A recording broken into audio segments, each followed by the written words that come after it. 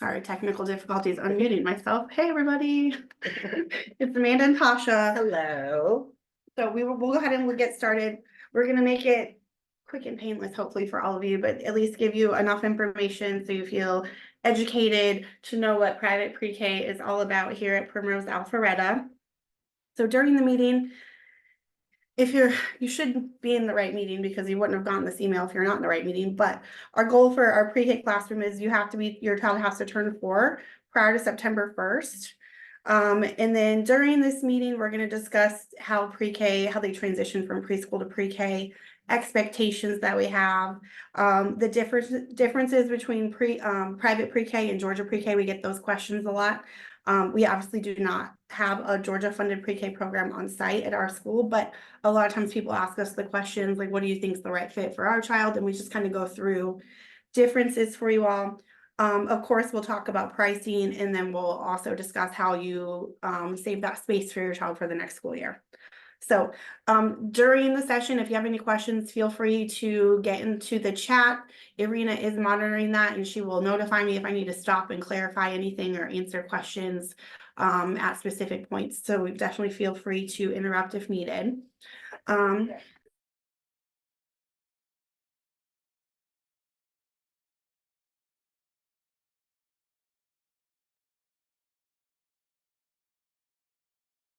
Sorry, our computer's being crazy over here.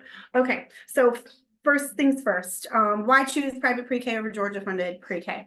So our school hours and annual calendar are two of the big things that I think people look at when they're looking to make a decision about whether to do Georgia pre-K or private pre-K. So at Primrose, typically we're open from 6:30 to 6:30. We are changing that a little bit for the next school year. Our new school hours will be 6:30 to 6. Not a huge change. 99% of you are not here after 6 o'clock, except for last night, because I'm just kidding. But no, a lot of you aren't here. So we've noticed a trend where we have rarely have any children after 6 o'clock. So it just made sense that we did change those hours a little bit, but that will not go into effect until the first week of school next school year, which is the week of August 5th. If you opt into a Georgia funded pre-K program, basically the hours are going to correlate with whatever school that you're at. Fulton County School. There are other preschools that have Georgia pre-K programs, but they pretty much follow the Fulton County timings as far as what the elementary schools are doing. So a Georgia pre-K class can be anywhere from like 7:30, 7:40 to about 2:20. If you need care after that 2:20 time frame, depending on where you are, there is an additional fee. I don't know one place that doesn't charge for aftercare fee if you do opt into the Georgia pre-K. For private pre-K, it's just like you're doing now in our preschool program. There's one fee that's for the full week for the full day. So no additional fees. As far as annual calendars, you know how our calendar works. You've all been here for a good enough time that I think you have it figured out. We have one teacher workday throughout our school year, our calendar year next year, and then we'll only be closed on those major holidays. And a lot of you have been asking, what is our holiday schedule going to be like for next year, as far as like that week of Christmas that we took this year. So as a general rule, we're going to be closed pretty much on the 24th, which is Christmas Eve, through the 1st of the year. Sometimes those things, the dates will change depending on like when Christmas is going to fall and all of that. So we thought that would make it easy for everyone to kind of predict when we won't be here.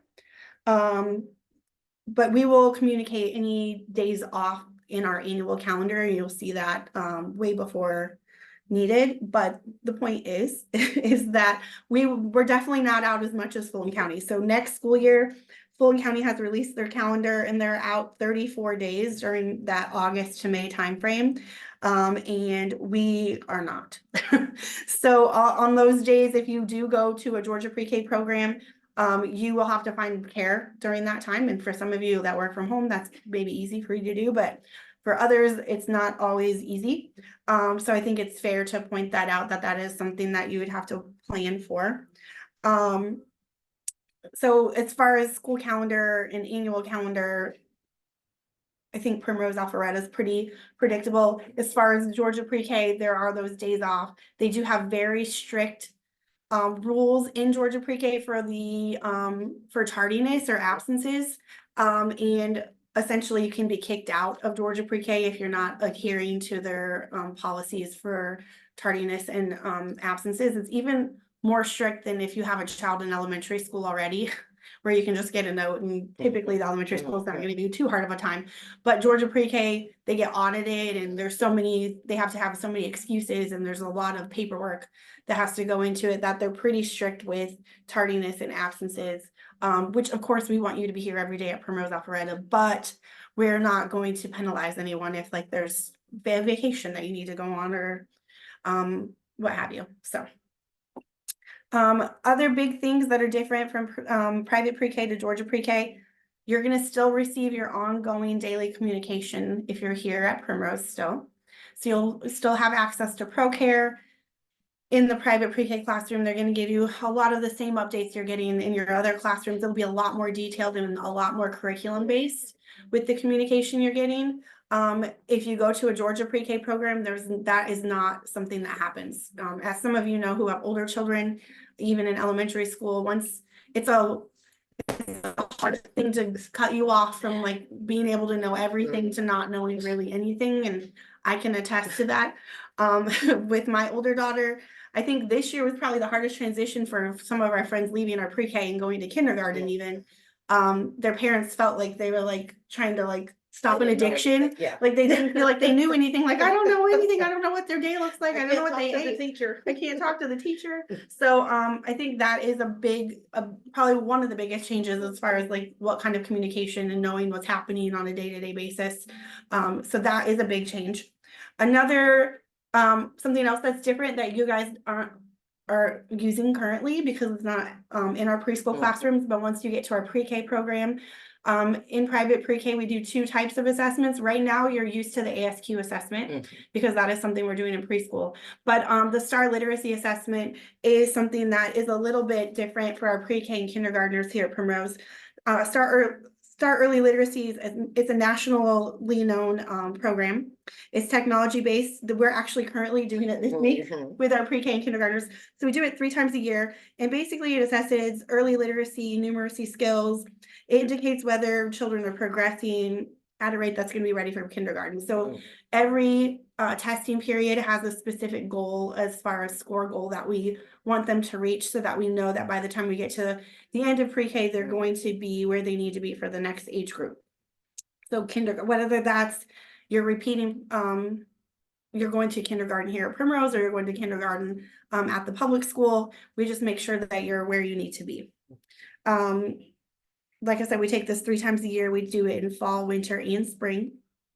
And you get those results during your parent-teacher conferences. Typically, we try to give them to you as quickly as we get them, so that you know kind of where your child's at.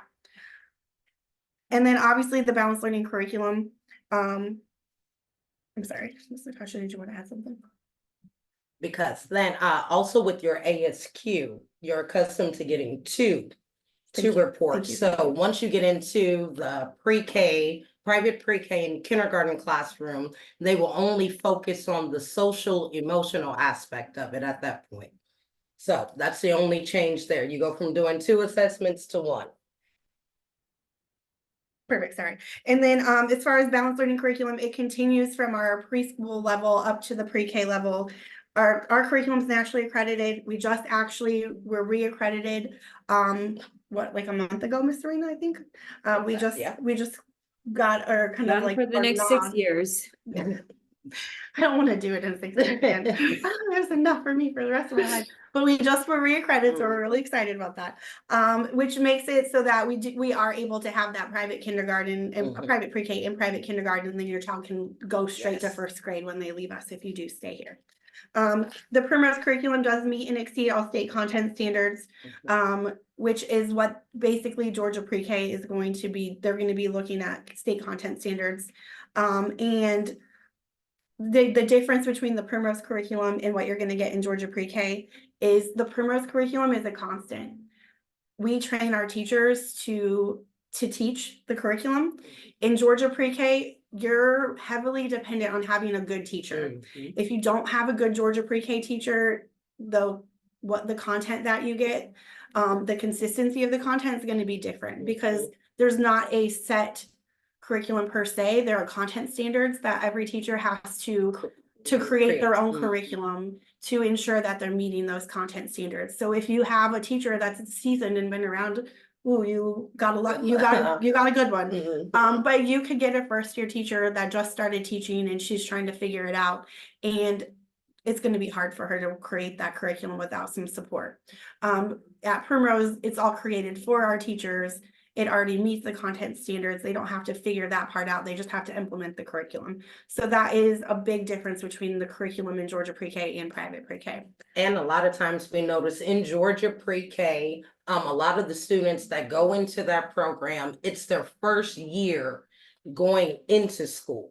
So where your child may have been in this program from infants up, they're already accustomed to all the basics of what they need to do with going to school.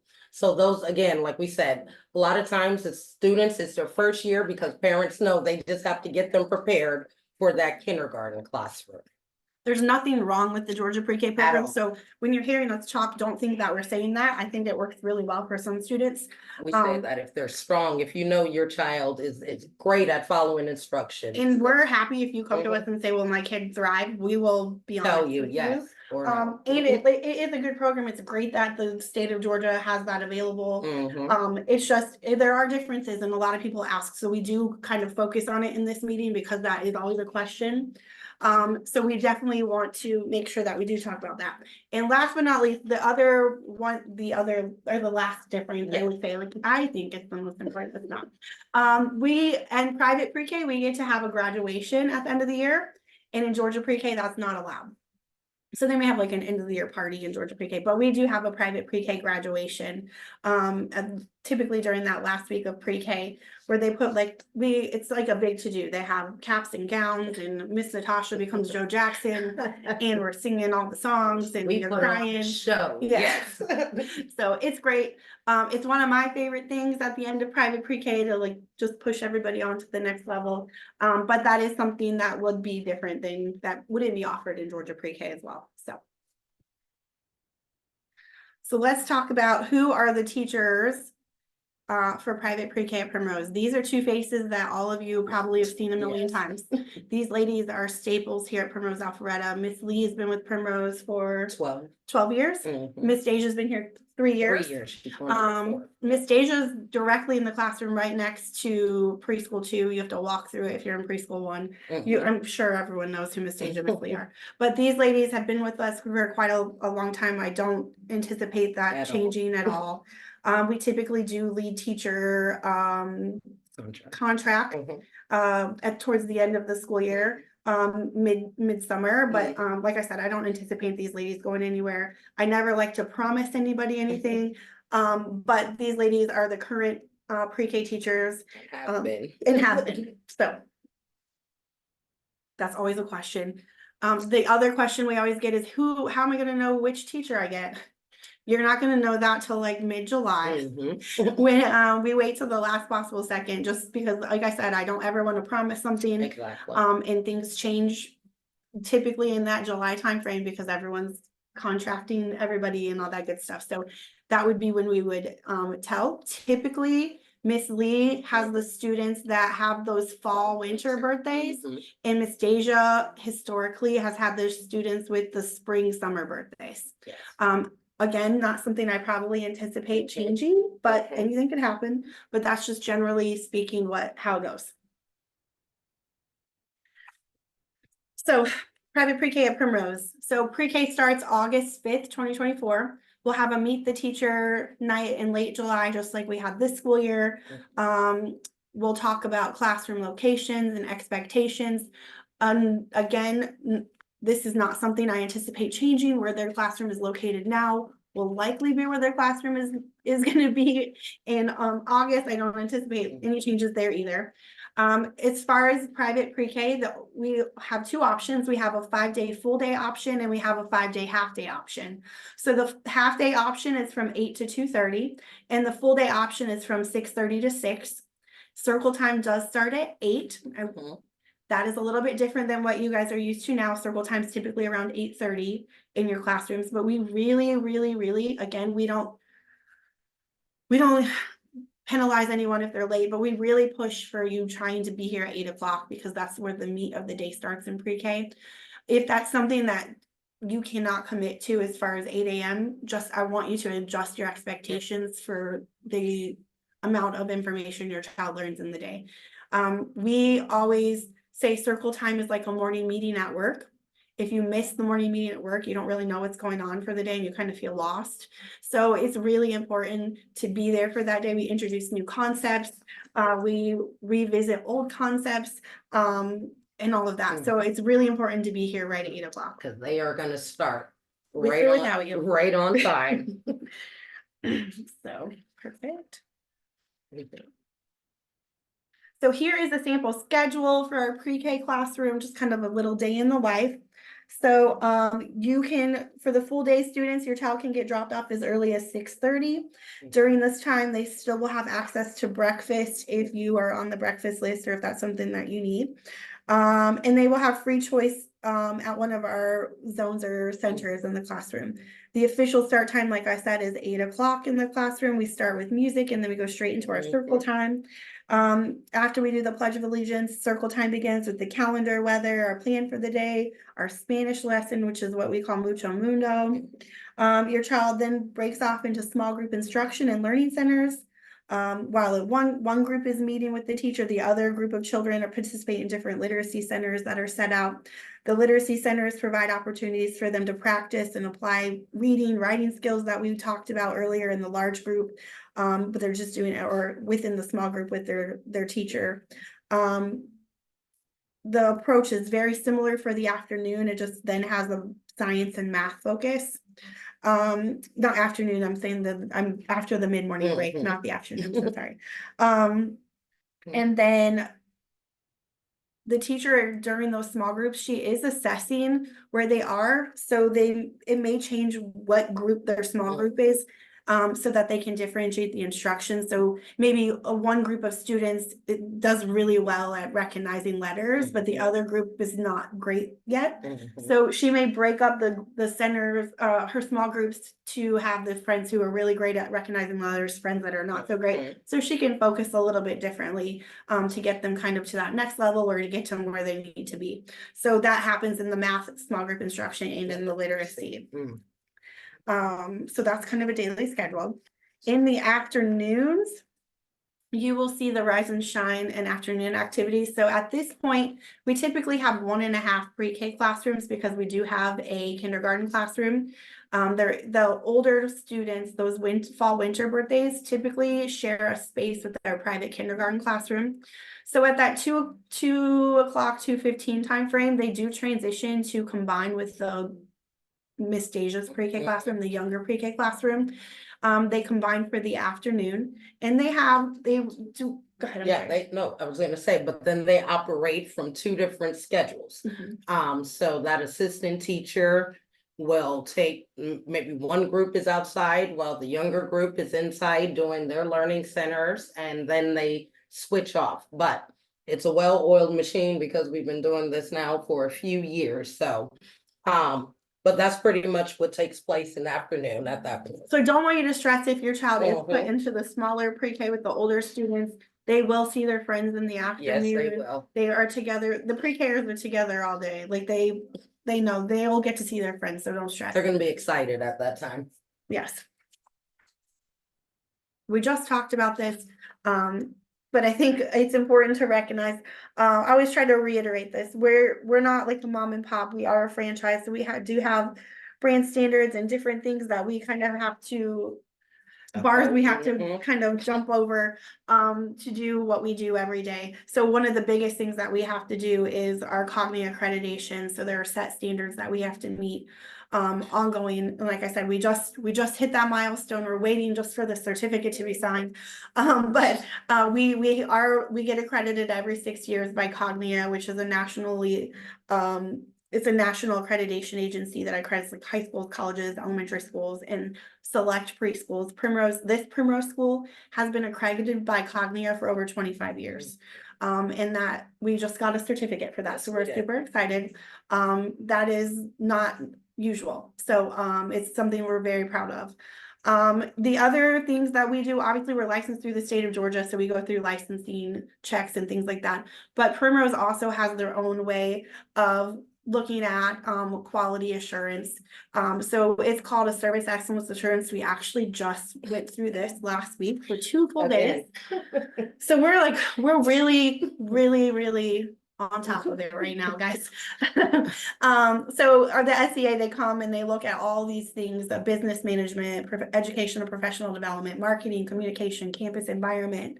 They're checking to see if we have the right mailbox. They're looking to make sure our teachers are implementing the curriculum in the manner that they have taught us. They're looking at every little tiny thing. Do we have the right bulletin board up in the hallway? Does our chef have a bio on the wall? Exactly. They're looking at all the things that are important. So we jump through a lot of hoops to make sure that we're giving you guys the best and highest quality, and have the highest expectations. So then, if that is not enough, there's also the Primrose Early Learning Council. So this is a panel of nationally recognized experts that consist of early childhood experts, pediatricians, content specific, so social emotional development, behavior management, all these kinds of things. These guys sit on a board for Primrose, and they affect change in how our curriculum is implemented, what is in the curriculum, and all of that. So they make sure that everything aligns with the most recent information about how children learn and the best research and all of that. So I talked a little bit about differentiating instruction and how we meet the needs of children in the classroom. I think all of you are sold on Primrose, or you wouldn't be here. But this is kind of what we call our scope and sequence. It kind of tells us how we look at instruction in the classroom, how our teachers are trained to implement the curriculum, and how we kind of go through the learning cycle with the children in our classrooms. Our pre-K teachers are really great. They're probably the best in the whole school at doing this, which is why we were picked out of every Primrose school in the area for our teachers to be recorded over the last in the last couple weeks. Our ladies were recorded doing instruction so that they could be used as training tools for all 500 Primrose schools nationwide. So you guys are going to have the best of the best, in my opinion. And I am biased, but I'm also realistic. But these ladies really are the best. They are. So and they will have your child prepared for kindergarten. They are going to get them ready. So what is our balanced learning approach? Our curriculum is research informed, time tested. We train our teachers. Our teachers do over 40 hours of training every year. Our equipment in the classroom, I know it sounds crazy, but Primrose dictates every book, every block, every puzzle, everything that comes in the building, every chair. So everything is purposeful and safety regulated and made sure that it is meaningful to be in our classrooms. And then it's also age appropriate for each classroom as well. Our assessments are personalized and tailored to each age level, and obviously our parent communication. We really work hard to stay connected with you, ensure that we are giving you all the information, you understand what's happening and all of that. So it's a good balance between nurturing guidance and purposeful play within the classrooms.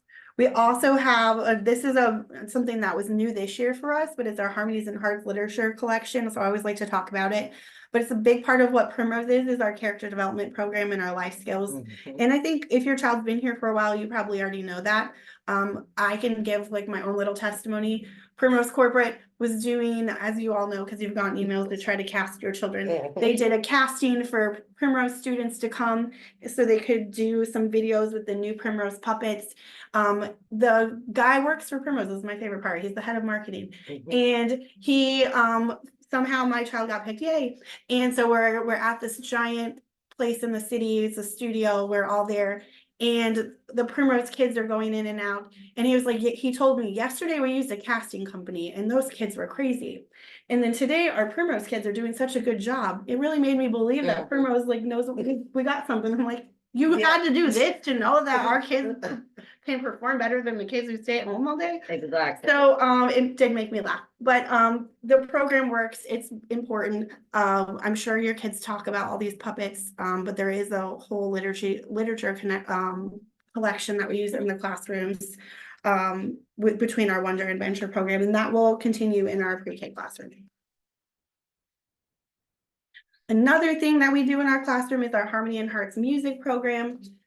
And I would say probably Miss Lee and Miss Jade are the most aggressive users of this program. They're pretty hardcore with it. I don't know if you know this, even now, you can stream all of our Harmony and Hearts music at home through iTunes or through Spotify. All you have to do is look for Primrose Schools and you should be able to pull up all the music that we do here at school. And that will carry on obviously into our pre-K program. In pre-K, they start to learn about different genres of music, cultures, time periods. They look at tonal patterns. They look at Rhythm. And they this start is- to recognize instruments by Instruments, sight yeah, and sound. Oh, So lots of music, and that's typically twice a day, but that is right at 8 o'clock, and then we move into circle time. So you're all very familiar with the program. This is, oh, I went the wrong way, sorry. Okay. These are just different communication avenues that we have with you all. I think everybody uses them effectively now, but our ProCare Parent app's not going to change. Our website is getting a little revamp, so you should see that over the next month or so. Obviously, we use our school Facebook and Instagram pages. We do have those home learning activities that we send home on a regular basis with our Molly Math bag and our OG bags. Our balanced assessments get sent home, and then parent-teacher conferences twice a year in pre-K as well. I will say it over the next couple months, we're going to be sending lots of emails asking you to make sure that your information is the most up to date in our program. So if anything changes as far as phone numbers, addresses, emergency contacts, allergies. Some friends have allergies when they first start with us, but by the time they're in pre-K and kindergarten, like they've outgrown them and they're not there. If you can update your child's picture, like if your child's 3 and you have a baby picture as their picture, update that for us so that if there is an emergency, we have the most up-to-date picture in the app that we can use if we have to. That just helps us out a lot. And then let's see here. Anything else you want to add? Nope, that was it. That's Okay. Perfect. And then uniforms, yay. So in private pre-K, we do implement a uniform policy. So uniforms happen in private pre-K Monday through Thursday. Friday is free expression day. We wear black, khaki, or navy bottoms. If most of the boys do not buy the uniform company's bottoms, but I know some girls will get the plaid skirts that go with the Primrose, but a lot of the girls are really into the polo, or the polo dresses, I'm sorry, and the plaid skirts and all of that. We will have, at the Meet the Teacher meeting, we will have a ton of donated, gently used uniforms that parents, like I will probably have 10 closets full for my 2 kids going to bring it because they're not here anymore. So we have a ton of clothes that will be gently used that we will give out that night of the meet and greet, and we will send out uniform information for ordering it, typically that first week of July. We do also give everyone 1 free polo that is brand new. We buy it for you all, and you get it at that meet and greet night with your backpack and all your pre-K swag. So you'll get it that night too. I will say my life is so much easier with a uniform because I don't have to argue about like, no, you can't wear the Ninja Turtle shirt with the striped bottom pants. We literally like set out our clothes Monday through Thursday. They know exactly. They just get dressed, and it will make your life easier if you have a It kid does, because it'll that make it doesn't- fun for them to pick out what Yeah. uniform do you want to wear tomorrow. Yeah. So So it'll make your life easier. okay, here's the important part: pricing and commitment level. So registration list fees are $200 for one child, $300 family registration for 2 or more children. The full day in pre-K is from 6:30 to 6, and that's $390 a week or $1645 a month. It is more cost efficient to pay monthly, as the weekly fee is $5 a week more than what the monthly would be. The half-day program goes from 8 to 2:30. The weekly fee for half-day is $355. The monthly fee is $14.95. So when do you need to register? How do you need to register? Last year, we tried to do the electronic version of these registration forms, and many of you saw that it was painful. It was painful for us too. So we're not going to do that. We're going to come up with a different way that to be electronic going in the future. But this year, we're going to do the tried and true paper version. So we will email after this meeting. You will get an email with the registration form attached. You're welcome to print it. You're welcome to print it and return it, or we will have copies here on site. Once we receive your registration form, we will invoice you on ProCare for the payment. Next week is the pre-registration week, which is why I said it's due by the 16th, but I just got a quick note from Miss Serena that we did extend it 1 more week for our in-house parents, so you will actually have till the 23rd, so I apologize that this says the 16th. Next week is just the pre-registration week, so we're trying to get as many people registered during that week as we can. So the sooner the better, especially for pre-K, because we will probably go on a wait list for this classroom. We will open it up to the public on February 26th, so we will give you guys a little extra time. The price does go up as of the 26th, so this rate is special for in-house families. So on the 26th, when we open it up to the public, we will go to the public pricing for anyone who registers after the 23rd. Just to be clear. Yeah. Pricing will go up after the 23rd. See, that's everything. Any questions?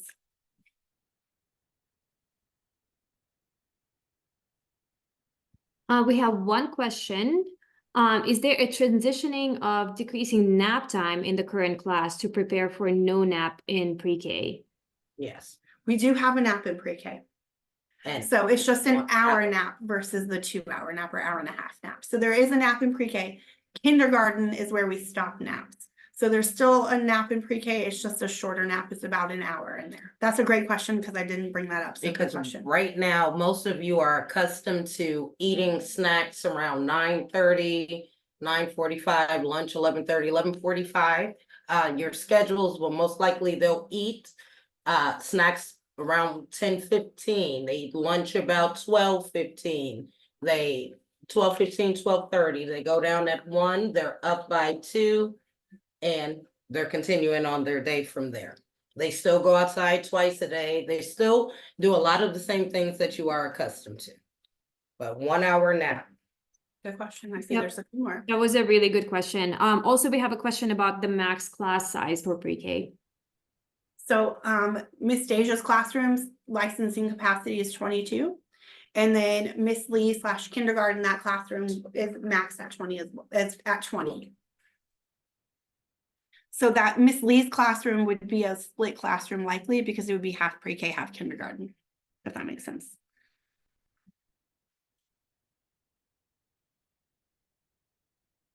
All right, we have a question about the ancillaries. Do we have play ball and soccer as an option in pre-K? Yes, that none of that will change. All good questions. Anything else? You don't have to type your question if you want to Yes, talk. you You're could welcome to just just ask the question. I just want to make sure we cover all the bases.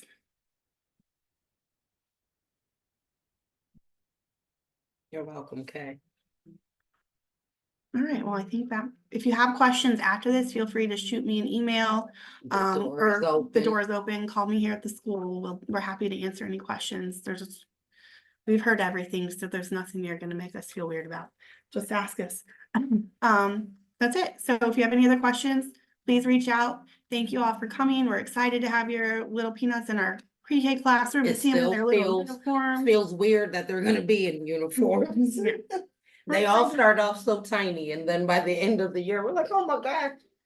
Yeah, so we're excited. Thanks, everyone. Have a great rest of your day, and we'll talk to you guys this afternoon.